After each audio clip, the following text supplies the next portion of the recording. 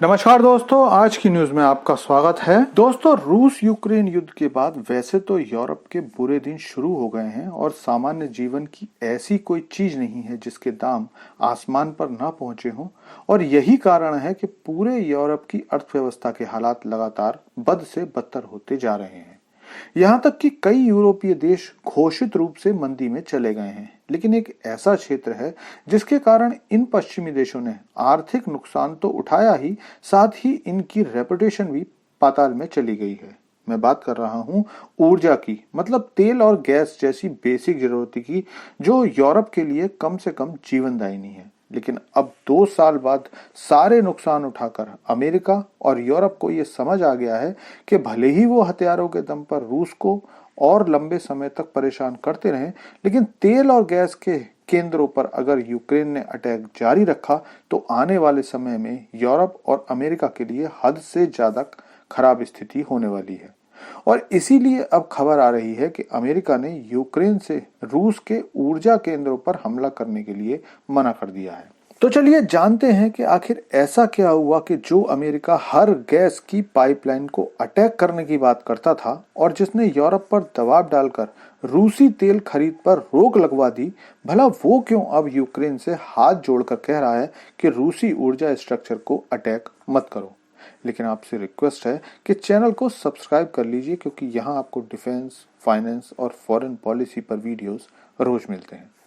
तो दोस्तों, रूस यूक्रेन युद्ध शुरू होने के साथ ही पश्चिमी देशों ने रूस पर कई प्रतिबंध लगाने शुरू किए। इन सभी प्रतिबंधों में सबसे ज्यादा जिस पर जोर दिया गया वो था रूस से तेल और गैस की खरीद रोकने का।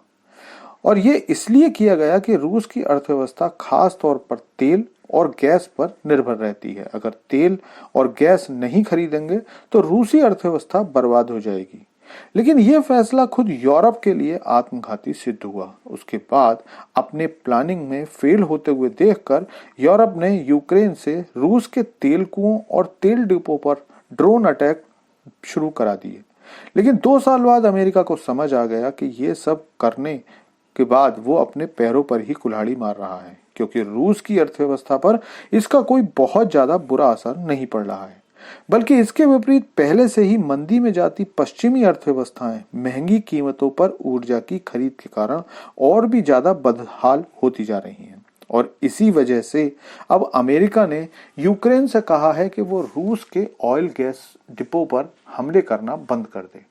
मशहूर अखबार फाइनेंशियल टाइम्स में छपी खबर के अनुसार अमेरिकी प्रशासन ने यूक्रेन से कहा है कि अगर यूक्रेन लगातार रूस के एनर्जी स्ट्रक्चर पर ड्रोन अटैक करता रहेगा तो इससे दुनिया में ऊर्जा की कीमतें बढ़ने का बहुत बड़ा जोखिम होगा।